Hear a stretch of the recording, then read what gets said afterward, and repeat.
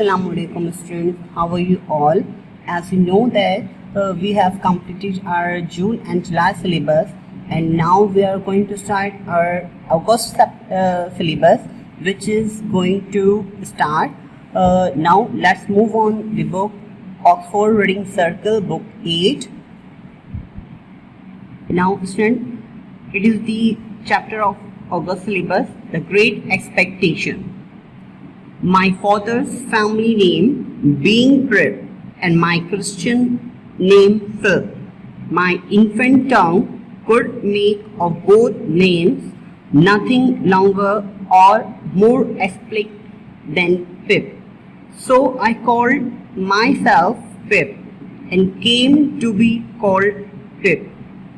I give Pip as my father's family name on the authority of his tombstone and my sister, Mrs. Joe Gregory, who married the blacksmith, as I never saw my father or my mother and never saw any likeness of either of them, for their days were long before the days of photograph. My first Frenchies regarding what they were like were unreasonably derived from their tombstone.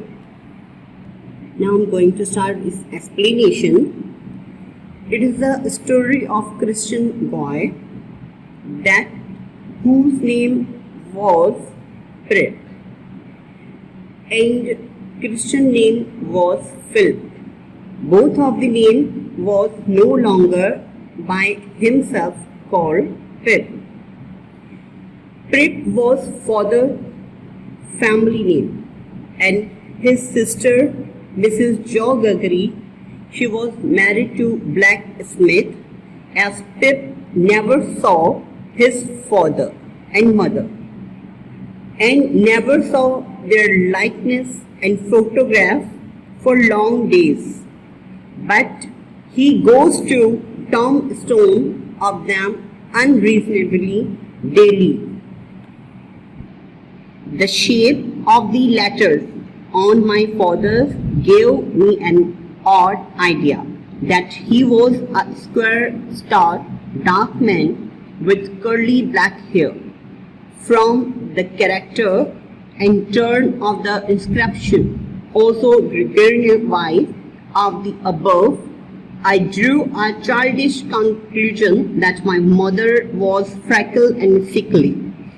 To 5 little stone lozenges, each about a foot and a half long, which were arranged in a neat row beside their grave, and were sacred to the memory to 5 little brothers of mine, who gave up trying to get a living exceedingly early.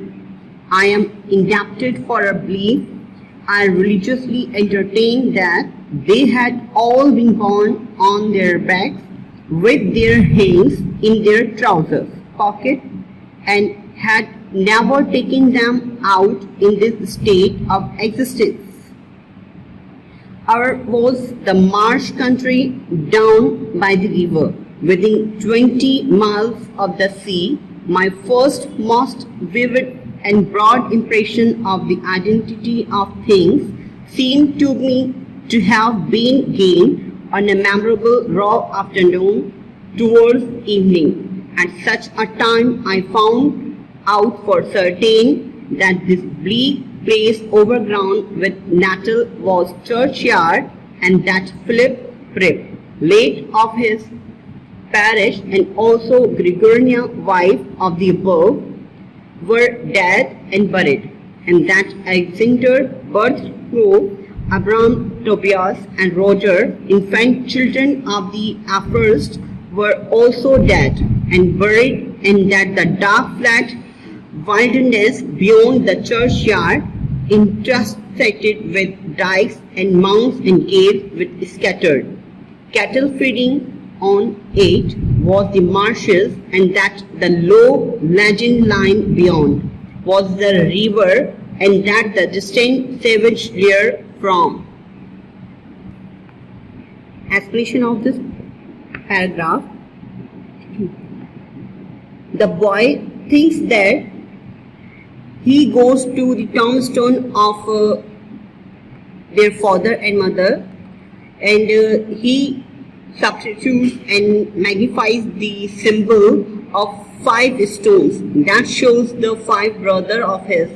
The boy thinks that he should be follow the 5 stones that shows the symbol of tombstone of their father and mother grave in the churchyard, and he religiously entertained the burn their bags in their hands trouser pocket, and he started to pray in the graveyard of parents, and he shows the impression and identity.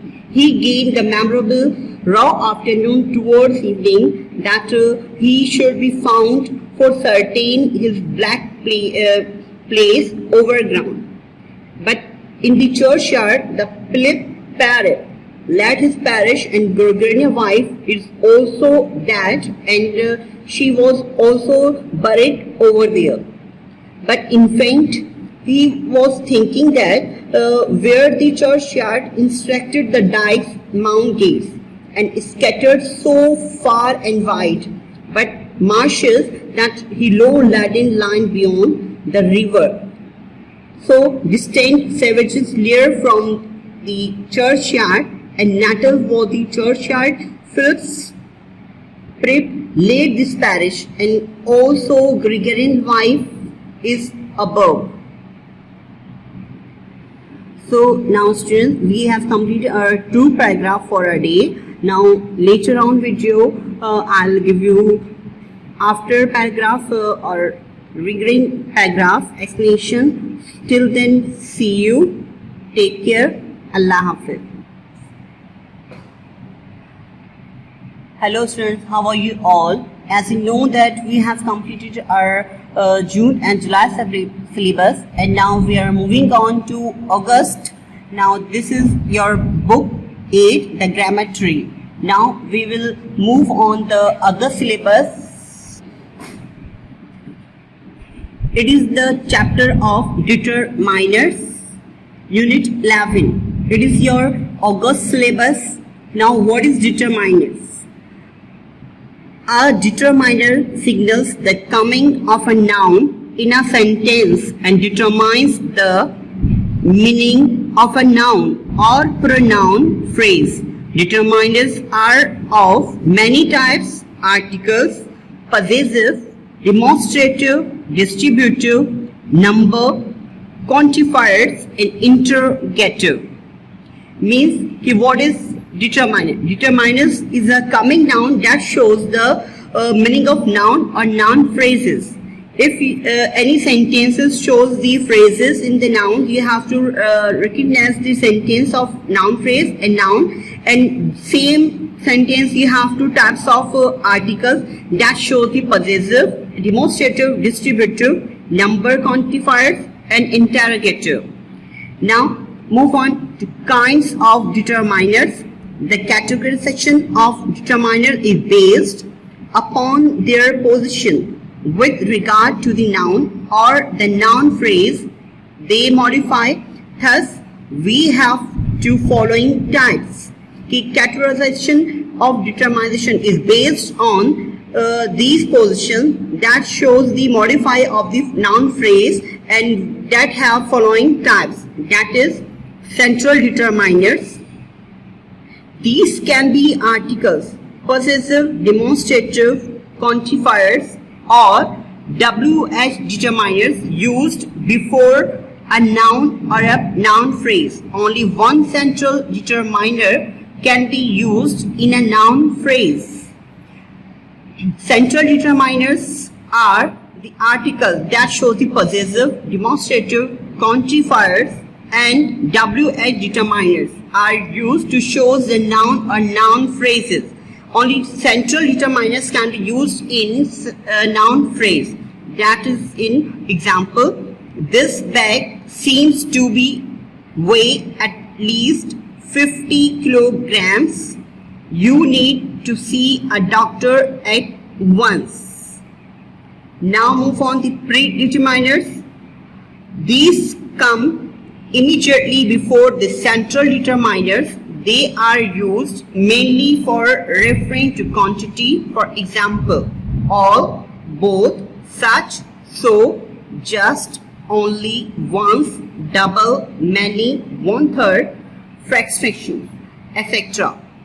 Predeterminers that shows the immediately verb in central determiners and that are used for mainly referring the quantity, and that will be used all, both, such, so, just. These are the predeterminers and fractions that will be used in the sentences.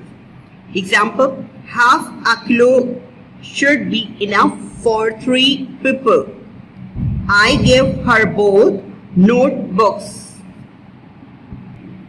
Post determiners. These come immediately after the central determiners and make the references to the nouns more precise. They most commonly include ordinal and cardinal number. Post determiners are those who used to immediately after the central determiners, and they references to the nouns more precise and more commonly included, like ordinal and cardinal numbers. You will find the box on the first shelf to your left. It shows the number first.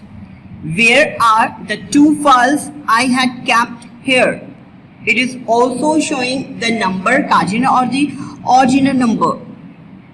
Now the correct use of some determiners, which is little, a little, the little, and how we use it. Little means hardly any at all. It conveys a negative sense. Means if you are going to use little, simple little, it goes the negative sense. If you use a little means to a slight extent, it conveys a positive sense. If you use a little, that shows the meaning positive sense. The little means not much, and it refers to what is or was already there. The little means not much informative, but that refers the sentence or the word is already there. Example, there is no use asking him. He has little information about anything. As you see here, we used the little that shows the negative and not much information about the sentences in this. We cheered up when we realized that there was still a little hope left, and here it is showing the positive sense. Don't ask me for any money. I have already spent the little I had. And now here it is showing the already information by using the little. Now few, a few, the few. Few means hardly any at all. Few means if you are showing something clearly at all. It conveys a negative sense and is used with countable noun, and that shows the negativity of sense and countable noun. A few means some. It conveys a positive sense, and a few shows the positive sense.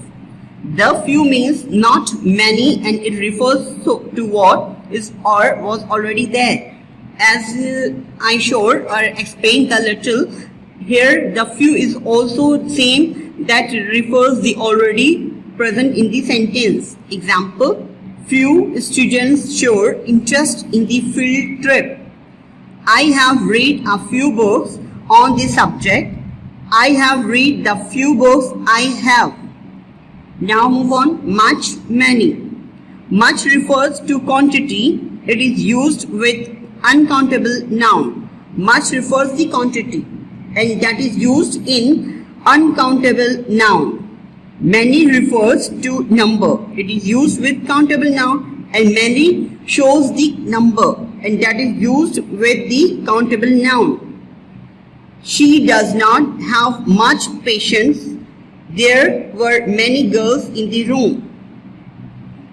Now some and any. Some is used in affirmative or interrogative sentences.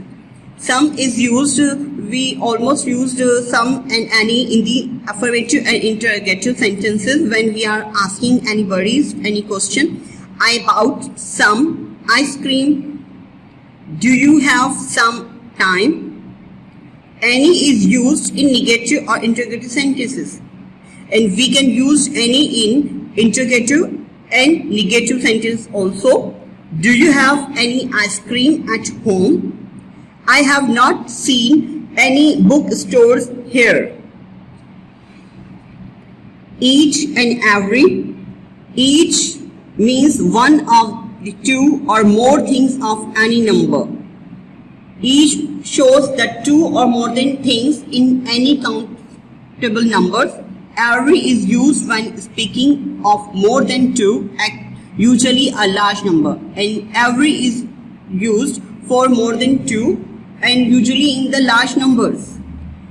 Each member was giving the instructions.